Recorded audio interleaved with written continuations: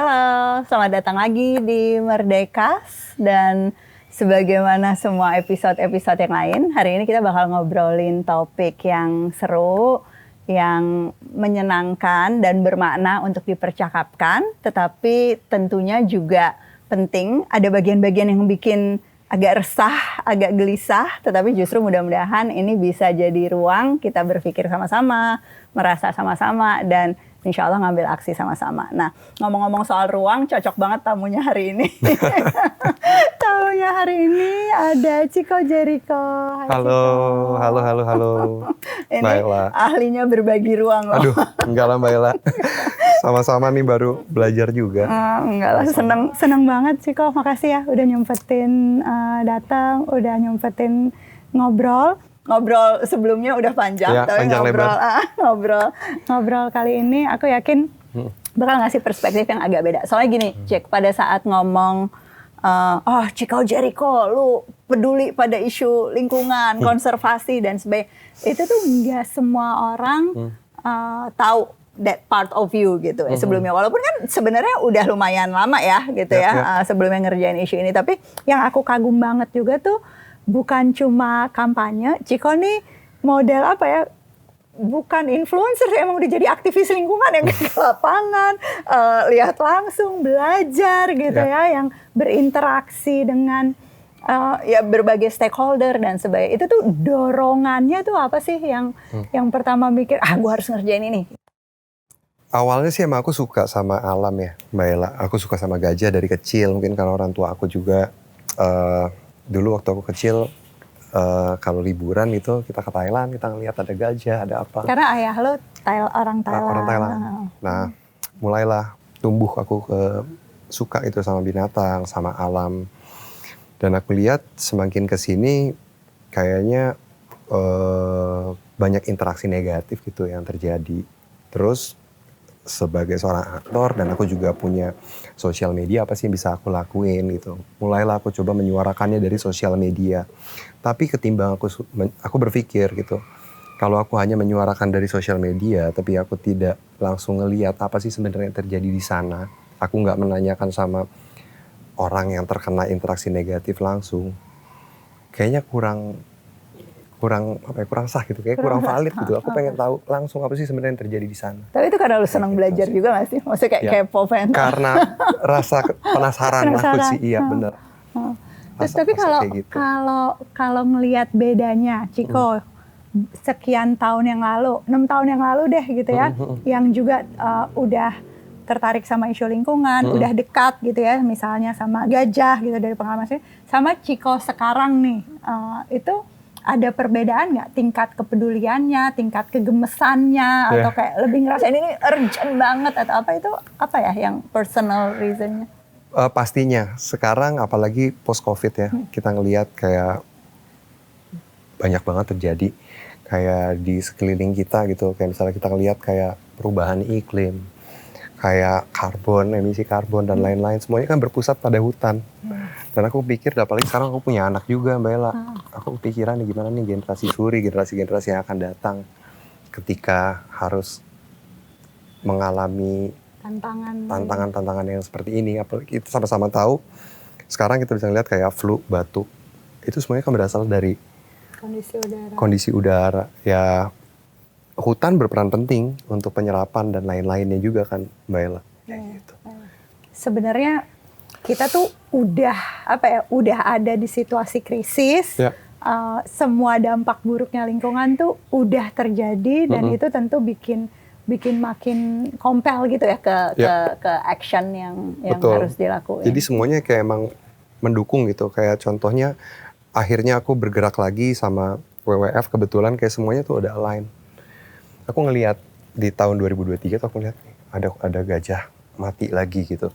Terus aku pikiran, kayaknya nih harus kesana nih. Karena aku tahu banget persis si gajah yang mati ini di wilayah konservasi, kebetulan. Dan aku tahu gajah ini, kayaknya nih udah harus kesana deh. Aku niatin gitu. Gak lama kemudian, kayak gayung bersambut, aku dihubungin sama WWF. Yuk kita do something yuk. Mulailah akhirnya aku kayak, ayo gitu. Kita bikin sesuatu, kayak kita bikin dokumenter, berbagi ruang. Itu kita menceritakan tentang apa aja yang terjadi di Indonesia khususnya di setiap daerahnya yang ada interaksi negatif.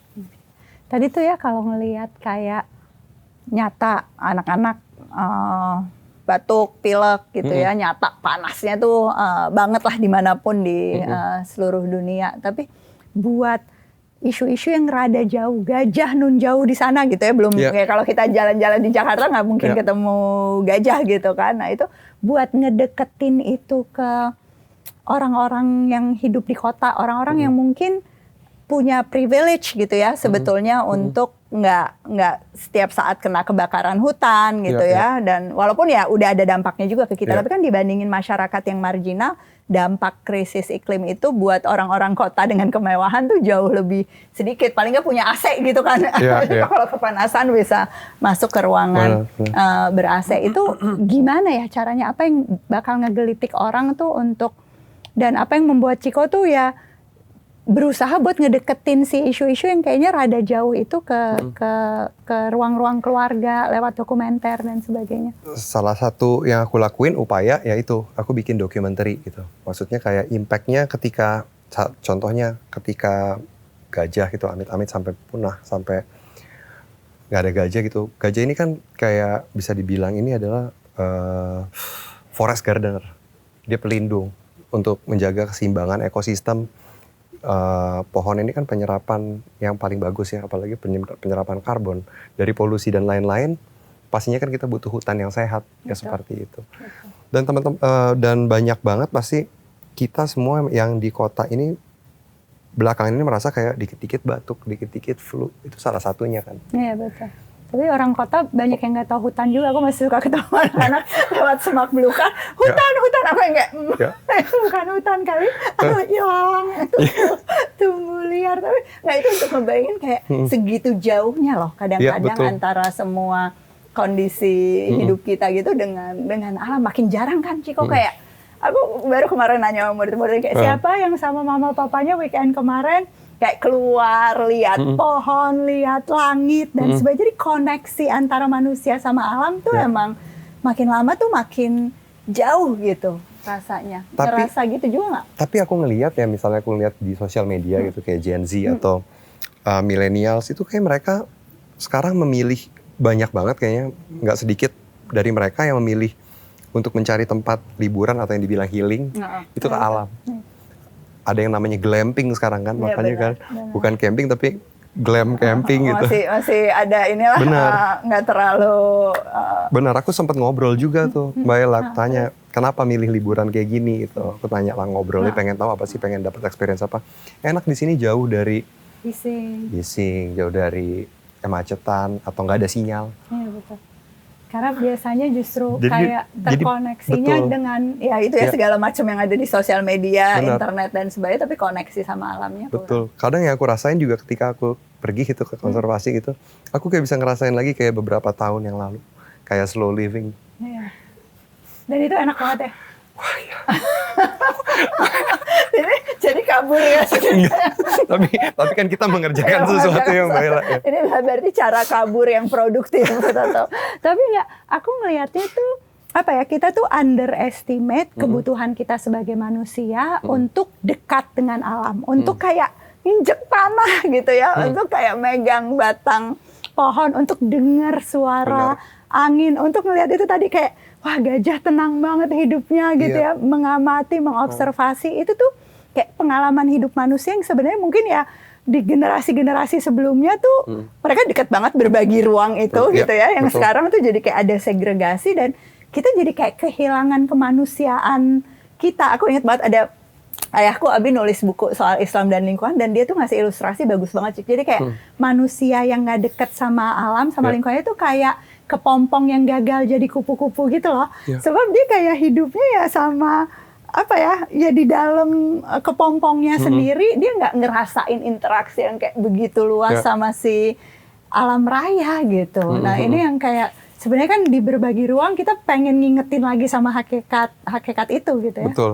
Untuk maksudnya kayak dunia itu ya luas. Luas. Gitu. Bukan cuma manusia yang harusnya jadi ini ya, the center of the universe. Kadang-kadang aku juga ngerasain ke diri aku sendiri gitu, dari di tengah kesibukan aku gitu, kayak cuman kegiatannya kayak itu. Tapi padahal ada yang jauh lebih luas. Kita bisa ngelihat tempat aku juga sama aja kayak beribadah sih ketika aku lagi jalan keluar gitu. Aku ngelihat sesuatu jadi jauh lebih bersyukur akan keadaan aku sekarang gitu. Dan merasa kecil ya kan? Sangat kecil. Sangat kecil. Ya. Itu juga aku tadi begitu Ciko bilang ibadah gitu, aku juga ya berada di luar tuh ngingetin ya ampun alam raya tuh besar banget ya. Pencipta alam raya tuh besar banget ya, apalah gue gitu ya, antara si bintang, si daun dan sebagainya. Dan bayangin nggak? Berarti kalau buat anak-anak tuh pasti jadi kayak powerful banget kan rasa itu. Aku mau ajak Bu Mei, salah satu guru di sekolah murid Merdeka, guru SD yang pasti punya banyak cerita juga nih buat kita soal gimana sih ngajarin lingkungan ke anak-anak. Halo Bu Mei.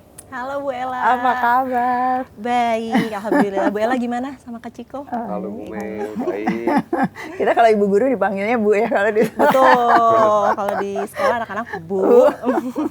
Iya, pengen denger pengalamannya. Tadi udah sempet ini kan ngobrol-ngobrol kalau isu lingkungan, anak-anak tuh sebetulnya seberapa punya kesadaran, seberapa peduli, atau apa sih yang Bu Mei lihat gitu kalau di ruang kelas ngebahas soal isu ini ke murid-murid? Sebenarnya kalau murid itu justru lebih concern ya sama lingkungan. Mereka tuh justru sering banget gitu ya membahas lingkungan, habis pergi ke pantai, habis pergi ke tempat-tempat wisata yang berbau alam gitu. Nah, sebenarnya kalau di SMM sendiri ya kita lihat murid-murid itu kan anak-anak tuh peniru ulung ya Bu. Jadi sebenarnya kalau dari saya sendiri sebagai pendidik melihat ketika orang dewasanya ini memang udah aware gitu sama lingkungan, jadi anak-anak tuh gampang banget untuk diajak terlibatnya. Nah, contohnya tuh kalau di Sekolah Murid Merdeka ya Bu, kemarin tuh kita pernah ada PAMKAR, pameran karya, mungkin Kak Ciko belum begitu familiar. Jadi pameran karya yang kita adakan di sekolah tuh temanya itu lingkungan. Jadi kita tanam pohon dan kita open donasi juga saat itu. Dan yang terakhir mungkin kalau Ibu masih ingat di Juni kemarin ya Bu, kita ada Festival Murid Merdeka. Teatrikal, betul. Jadi tuh kita angkat teatrikal dari Sumatera. Jadi anak-anak tuh teatrikal bawain cerita Sumatera kayak pembakaran hutan, konflik antar budaya, bahkan ada teatrikal di mana manusia-manusia ini menangkap satwa, menangkap gajah, menangkap harimau, yang di mana gajah harimau ini tuh yang diperaninnya sama anak-anak usia dini, anak-anak PAUD-nya Bu. Jadi kita melibatkan sekali nih tentang lingkungan ini tuh sejak usia dini. Dan itu tuh bukan pelajaran lingkungan gitu ya, jadi di semuanya tadi lewat seni juga gitu kan. Lewat kegiatan Bu, bahkan kalau misalkan kita ngadain field trip atau kegiatan outdoor keluar, kita tuh pernah ajak anak-anak usia dini, anak-anak PAUD sama mama papahnya, kita pergi hiking. Nah sambil hiking tuh kita edukasi lingkungan di situ. Jadi contohnya nyata, karena kan anak PAUD itu harus konkret ya Bu. Jadi itu kita bawa ke alam, kita edukasi lingkungan, dan ya kita bersenang-senang di alam itu, tapi kita kasih tahu apa yang boleh dan nggak boleh ya di lingkungan ini gitu. Kurang lebih gitu sih Bu. Suri sering diajak keliling ke alam, belum pernah diajak lihat gajah ya, nanti harus dijadwalkan. Ingin banget aku. Kalau sekarang tuh kayak aktivitas-aktivitas sama-sama gitu lumayan sering atau? Lumayan sering, kayak kemarin ini kita baru pulang ke Bali gitu, kita coba ke pantai, kita coba mulai explore lah, gitu. Coba hiking kecil. Nextnya ini aku sebenarnya pengen ngajak gitu ke tempat konservasi, tapi aku ngelihat yang medannya. Ujung kulon ya, next one kita. Nanti kita lihat yang medannya memang kids friendly kan. Paling dekat dari Jakarta. Dia pengen banget, karena kan Suri selalu nanya gitu, mau kemana Papa, mau ngelihat gajah gitu, misalnya aku lagi ada trip gitu, pengen bikin dokumenter ini, selalu kasih lihat, aku cerita, aku pulang. Ini tadi Papa habis lihat gajah ini. Buat dia pasti mengagumkan banget ya bapaknya melakukan ini. Kok bisa mandiin gajah, mau tuh gitu kan. Aku pikir aktor kok. Iya. Kok jadi sama gajah gitu. Kok jadi mandiin dia pengen gajah. banget sebenarnya berinteraksi gitu. Paling kan yang bisa aku ajak deket-deket ini kan paling ke zoo gitu. Kalau apa yang aku suka alamin juga tuh kadang-kadang tadi kayak yang Bu Mei bilang, sebenarnya kesadaran anak-anak tuh tinggi banget ya gitu. Malah aku ketemu cukup banyak anak-anak, tapi ini terutama di remaja yang kesadarannya tuh sudah sangat tinggi sampai Jadi tingkat kecemasan yang amat sangat tinggi terhadap lingkungan. Baru beberapa minggu yang lalu aku datang ke salah satu sekolah dan ngebahas isu ini. Terus anak-anak tuh pertanyaannya, anak kelas 1 SMP nih yang kayak, Bu Ella, jadi kita tuh bentar lagi kiamat ya gitu. Dan mereka tuh nanyainnya tuh ya dengan ekspresi yang betul-betul penuh kepedulian, malah sampai kekhawatiran dan ketakutan gitu. Jadi yang seringkali menantang buat kita pendidik tuh juga kita pengen anak-anak peduli, tapi kita nggak pengen anak-anak hopeless gitu kan. Nah, ada ide nggak teman-teman gimana selama ini yang dilakukan gitu ya, yang membuat apa ya, kepedulian itu pada akhirnya nggak bikin kayak ya udah deh gue udah nggak usah ngapa-ngapain lagi, nggak ngaruh apa yang aku lakukan dan sebagainya. Dari aku dulu mungkin ya, Bu. Jadi kalau di pengalamanku sering banget nih kita kan project based learning ya, Bu. Jadi anak-anak tuh tanpa disadari dan tanpa kita yang minta, mereka tuh sering banget angkat topiknya tuh untuk project mereka tuh tentang lingkungan. Jadi kayak mereka tuh udah terbiasa mengkampanyekan lingkungan nih dari tugas-tugas sekolahnya gitu. Tapi memang mungkin tetap butuh gitu ya role model orang dewasa atau kayak pendidikan di rumahnya gitu. Jadi ada awareness juga dari orang tuanya supaya nggak berhenti cuma sampai di sekolah, jadi diteruskan di rumah. Mungkin gitu sih, Bu.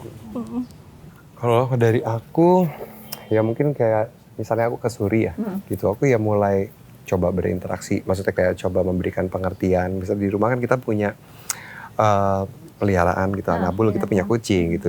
Kita hidup berdampingan sebagai manusia, ya kita harus melindungi mereka. Contohnya, kenapa papa harus pergi ke Lampung, misalnya ke Jambi atau ke Aceh kemarin, karena papa kasih tahu mereka gitu. Maksudnya membantu mereka untuk mereka nggak bisa berbicara pastinya. Kita menyuarakan mereka yang nggak bisa bersuara gitu. Nah, jadi Suri ngerti, oh iya sih, dia kan kalau misalnya mau makan atau apa kan dia nyari sendiri atau minta tolong. Misalnya rumahnya diusik, kan kita sebagai manusia harus ini, oh gitu. Aku suka banget tuh kayak bahwa kita menyuarakan mereka yang nggak bisa bersuara gitu. Karena kayaknya tadi kita ngomong soal teladan orang dewasa, itu teladannya pakai tumbler gitu ya, teladannya kita juga banyak aktivitas-aktivitas di luar, tapi satu hal yang sering kali hilang itu teladan bersuara sih. Itu yang kayaknya selama ini kalau aku masuk ke kelas gitu ya, bahkan ketemu sama keluarga besar gitu, sama anak-anak dan sebagainya, itu yang sering banget aku garis bawahi bahwa ya kita perlu melakukan sesuatu buat diri kita, ngelunasin kewajiban kita gitu ya, supaya kita nggak ngerusak lingkungan, tetapi berkampanye ke orang lain, bersuara lebih keras buat ngelindungin si yang nggak bisa bersuara ini gitu ya. Itu kayaknya jadi contoh nyata juga sih buat anak-anak. Oh, ayahku tuh aktif, ayahku tuh raising awareness. Oh, bu guruku tuh bukan cuma ngenasehatin, tapi kayak ngelakuin sesuatu dan nganggep ini isu yang penting gitu dibanding isu-isu yang lain.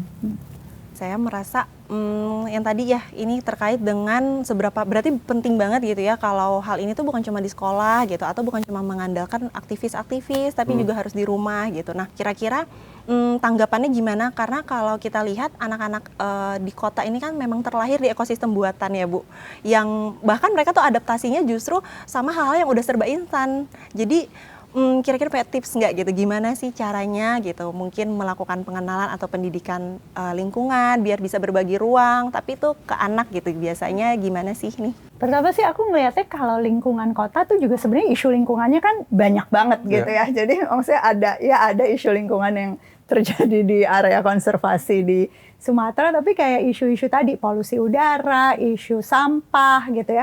Bahkan kayak isu konsumerisme, kita tuh beli barang itu pangannya lokal, apa kita beli makanan impor semua dan sebagainya, itu kan isu-isu anak kota gitu. Nah, jadi emang harus balance gitu ya, secara kurikulum di sekolah, apa yang kita percakapkan sama anak di rumah, itu juga ya kalau mau membuat mereka peduli sama yang jauh, mereka tuh harus bisa peduli dan beraksi sama yang dekat dulu gitu. Jadi aku selalu tuh kalau misalnya kayak ke anak sendiri gitu ya, ataupun kalau kayak di sekolah Murid Merdeka, sekolah Cikal dan sebagainya, itu mulainya dari kayak makan. Makan tuh sangat dipengaruhi oleh isu lingkungan loh gitu. Baru kemarin kayak ngebahas yang kayak, kok aku suka banget mangga, tapi kok mangga sebentar banget ya, kayaknya biasanya berbulan-bulan gitu kita musim mangga gitu ya. Ini kok sebentar banget. Kenapa kok ada gagal panen buah ini gitu. Terus kenapa kita kayak traveling, kenapa semua orang makannya nasi gitu. Itu makanan tuh menurut aku salah satu bagian dari pembelajaran dan sangat sehari-hari yang sebetulnya kaitannya sama isu lingkungan tuh deket banget. Dan lagi-lagi itu isu yang di kota pun kelihatan karena kita kayak makan 3 kali sehari plus snack dan sebagainya, itu bisa jadi kayak pintu pembuka percakapan gitu ya. Nah terus yang sering banget juga aku explore tuh sebetulnya mental health tadi sih.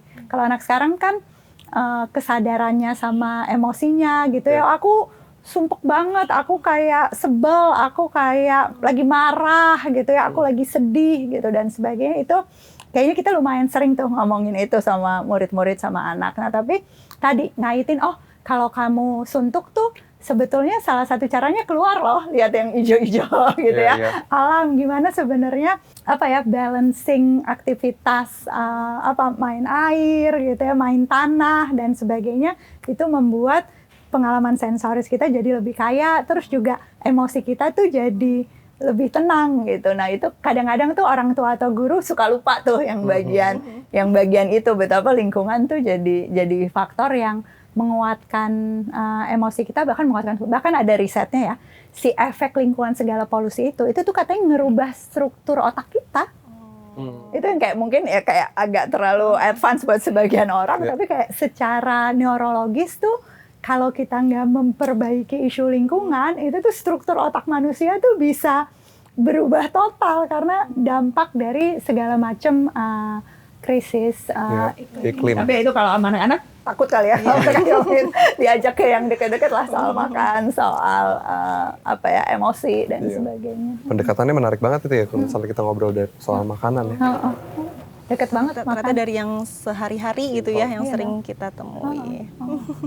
Terus kalau bicara di dunia film sendiri atau dunia seni gitu ya, Ciko melihatnya kalau isu-isu kayak film dokumenter yang berbau lingkungan dan sebagainya ini tuh itu bakal jadi isu yang memang penting sebagai topik dibahas sama teman-teman perfilman, pekerja-pekerja seni, atau Ciko lebih ngelihatnya sebagai sesuatu yang kayak masih belum prioritas atau gimana? Aku ngerasa sih kenapa sampai aku mau bikin dokumenter ini, karena ya aku percaya gitu kalau misalnya orang ngelihat visual, ngelihat langsung gitu pasti kan akan menjadi sesuatu yang menarik gitu. Dan dokumenter ini bukan hanya sebagai tontonan, tapi kita bisa dapat experience. Kita bisa dapat experience langsung, oh ini nih yang dirasain sama saudara-saudara kita di luar sana. Oh gini ya ternyata konflik, dan itu juga bisa jadi bahan diskusi. Jadi sebagai alat campaign, memetik percakapan, powerful banget ya filmnya. Benar, kita bisa nanti ada pemutaran di universitas mana atau di sekolahan mana, dan kita bisa berdiskusi kenapa sih bisa sampai terjadi kayak begini, sehingga kita bisa memikirkan solusinya bersama. Karena kan interaksi negatif ini kan memang udah, atau konflik ini kan memang udah terjadi bertahun-tahun gitu, tapi kita harus cari solusi jangka panjangnya. Mungkin solusi jangka pendeknya sudah banyak yang ngelakuin, tapi terus berulang. Apa sih jangka panjangnya? Bikinlah dokumenter ini bisa diakses banyak orang. Bisa nyebar. Betul, aku percaya kayak ya film kan soft power yang Mbak. Semua orang pasti ketika ngelihat itu langsung bisa punya sudut pandang yang berbeda kan. Oh gini. Jadi berbuat orang juga. Ya? Betul. Jadi aku pengen ngajak, kita harus ngelibatin banyak pemerintah, harus ngelibatin para pemangku kekuasaan lah paling enggak, masyarakat setempat. Kita sama-sama berpikir untuk solusi jangka panjangnya di berbagai ruang ini. Dan Indonesia kesempatan banget ya. Maksudnya sayang banget kalau anak ngaku anak Indonesia tapi tahunya ya cuma kota tempat dia tinggal gitu ya. Tanah airnya tuh kayak jadi kecil banget, padahal sebenarnya tanah air kita tuh luas banget. Oke, mungkin jadi menarik nih Bu kalau gitu, mungkin ke Kak Ciko juga ya. Kira-kira selama campaign yang tadi kan Kak Ciko udah berkampanye banget ya soal berbagi ruang ini. Nah, kira-kira tuh ada pengalaman yang paling berkesan atau mungkin malah yang kendalanya gitu, yang paling terngiang-ngiang atau yang paling diingat sampai sekarang tuh diceritain nggak Kak? Aku banyak sih, setiap daerah tuh kayak aku punya pengalaman tersendiri gitu. Dan contohnya lah kalau misalnya aku kemarin ke masyarakat langsung ke ke suku Talang Mama yang ada di Jambi, aku ngeliat apa aja sih yang mereka ngelakuin dalam kehidupannya untuk mereka mencari makan ini apa gitu. Aku coba melakukan ritual itu. Jadi aku- Benar-benar immerse ada di sana gitu. Jadi aku kayak punya experience. Jadi buat aku sendiri, kayak aku ngerasa kayak lagi berjauh dan bersyukur. Dan gimana sih hidup dengan masyarakat yang berdampak, ya sering terdampak konflik. Menurut banyak kan. Benar, aku langsung ke rumahnya yang rubuh kena gajah gitu. Aku ngeliat, benar. Gimana deg-degannya tinggal di situ, camping di situ. Ketika aku buka tenda aku tiba-tiba ada telapak harimau. Itu mungkin pengalaman yang kita nggak bisa rasain ya Bu gitu. Iya benar. Tapi ya safety, karena kan di situ aku juga dijaga juga ya sama ranger gitu di kawasan konservasi. Gimana lewatin jalur hutan yang nggak bisa diakses kendaraan sampai ke kendaraannya itu Mogok. mogok atau gitu ya. nggak bisa jalan. Kita harus dorong rame-rame. Jadi hari-harinya tuh memang ya selalu berkesan ya Kak Ciko ya. Kayaknya emang perlu ngajak ini ya, lebih banyak orang mengalami hal yang sama sama. juga ya. Kalau bisa. Kalau enggak ya nonton dokumenter. Yang paling deg-degan tuh pasang kamera trap di tempat konservasi harimau. Oh, oke. Pas proses pasangnya tuh ya. Pasangnya, jadi itu harus bertiga atau berempat gitu dan harus pakai topeng di belakangnya karena harimau itu nyerangnya kan dari belakang, dari tengkuk. Jadi harus pegang kayak semacam kayu, harus tetap bergerombol. Itu kayak life skill, survival skills yang udah hilang. Kita biasanya kalau dalam setting sehari-hari life skillnya gimana nyebrang jalan gitu. Bener. Mau kita ke danau atau apa kan juga bisa dikejar sama harimau. Mau kita manjat ke pohon juga pasti dikejar. Deg-degan, tapi harimau pun sendiri juga kalau ketika ada manusia juga pasti mereka akan menjauh kan. Karena nature-nya memang bukan Nature-nya mau menyerang, mau Dan menyendiri. emang kita bukan makanannya soalnya. Betul. Oke, menarik banget Banyak, ya. menarik. Thank you ya Kak Ciko udah Sama-sama sharing. dong. Kalau aku apa yang paling berkesan ya? Selalu bikin semangat sih ngomongin pendidikan lingkungan gitu. Tapi yang paling berkesan pertama ketemu orang-orang kayak Ciko gitu ya, yang memang apa ya, latar belakang keilmuannya bukan lingkungan, bukan aktivis lingkungan, tapi terus ikut aktif ngambil peran dan malah kayak super semangat gitu ya ngelakuin banyak hal. Itu buat aku inspiring banget karena itu nunjukin bahwa ya semua kita tuh sebenarnya bisa berperan, bisa melakukan sesuatu, termasuk ya filmmaker gitu ya, aktor itu ternyata bisa jadi sangat powerful di isu yang kayaknya jauh banget sih dari film gitu. Nah yang kedua kalau sama anak-anak sih, yang aku kenapa seneng banget ngebahas isu lingkungan, karena tuh anak minatnya apapun tuh bisa nyambung sih sama isu lingkungan. Jadi aku ingat waktu dulu kita sekolah gitu, waktu aku sekolah tuh kayak isu lingkungan tuh kayaknya isu pelajaran biologi, kira-kira gitu kan, yang kayak wah cuma anak yang suka sains nih yang kemudian ya peduli sama gajah atau kayak pengen tahu nih binatang cara hidupnya gimana. Tapi terus sekarang tuh semua anak yang bilang nggak suka sains pun itu kayak angle kemanusiaannya, sosiologi, antropologi, cara hidup masyarakatnya itu bisa nyambung ke isu lingkungan gitu ya. Anak-anak yang suka teknologi sekarang banyak banget murid-murid tuh yang kayak suka coding gitu ya, aplikasi, belajar sains dan sebagainya. Itu juga sebenarnya mereka bisa banget jadi pahlawan lingkungan karena solusi-solusi buat krisis iklim ini kan tech-based solution-nya juga banyak banget gitu. Jadi emang apa ya, jadi makin optimis bahwa isu lingkungan nih bisa jadi isu sama-sama lah yang dikerjain sama anak-anak dengan minat yang beragam, sama orang-orang dari berbagai profesi. Kalau guru semangat nggak? Semangat dong. Semangat ya. Semangat dong. Kalau kita sih justru kita itu kalau bisa dibilang semangatnya justru karena ngelihat anak-anak tuh kayak kita nggak expect juga gitu. Anak-anak tuh ternyata semengerti itu kalau kita ajak untuk bahas lingkungan. Jadi makanya dari usia Jadi nggak boleh di underestimate ya, anak kecil nggak ngerti bener. apa-apa, nggak bisa ngapa-ngapain. Bahkan tuh sering kali mereka tuh yang ngingetin kita untuk kayak, Bu itu dia nggak buang sampah gitu. Jadi temennya nih kayak skip, terus bukan guru yang ngingetin tapi itu temennya gitu yang ngingetin. Jadi Bu itu lihat dia nggak buang sampah di tempatnya gitu-gitu. Jadi kayak kita tuh di situ tuh kayak oh anak sekecil ini gitu, anak-anak masih sekolah aja tuh aware-nya tuh udah cukup tinggi gitu ya. Jadi kita terpicu sih. Aku 2 bulan yang lalu ketemu anak nangis gara-garanya kan kita kalau di sekolah ngajarin misahin sampah, terus dia tuh ternyata ngeliat tukang sampah yang ngambil dan dicampur lagi jadi satu semua yang udah dipisahin gitu ya. Padahal kita tentu tahu ya ada masalah gitu sebenarnya di pengolahan sampah di kota ini dan sebagainya. Tapi kan ya kebiasaan untuk misahin tuh tetap perlu diajarin supaya anak tahu jenis sampah milah-milah dan sebagainya. Tapi aku tuh waktu ngelihat anak nangis gitu tuh aku yang kayak, aduh emang jadi ada personal action yang kita harus ajarin ke anak-anak gitu yang harus kita biasain, tapi kayak advokasi ke tadi kayak yang Ciko bilang yang punya kekuasaan, pemangku kebijakan gitu ya, pemerintah, terus juga korporasi dan sebagainya, itu juga kayaknya PR yang sangat besar gitu ya yang masih harus kita lakuin supaya nggak hopeless gitu ya, supaya ngelakuin sesuatu. Oke, thank you ya. Makasih banyak. Thank you. Aku belajar banyak dan nggak sabar untuk trip barengan. Ayo dong. Lihat, Bu Mei mau ikut juga nggak? Mau dong. Ajak murid-murid juga ya. Siapa tahu berbagi ruang kan bisa kita bikin untuk ini juga Special untuk edition special anak-anak ya. edition. Iya, buat Field anak-anak. trip, field Kita bisa trip. bikin buku cerita atau apa gitu. Benar, banyak banget yang bisa dilakuin dan sambil nunggu tripnya, teman-teman yang nonton ini masing-masing coba rencanakan trip-trip kecil ke lingkungan sekitar. Banyak banget yang bisa dilihat, nggak usah jauh-jauh ke pulau yang lain.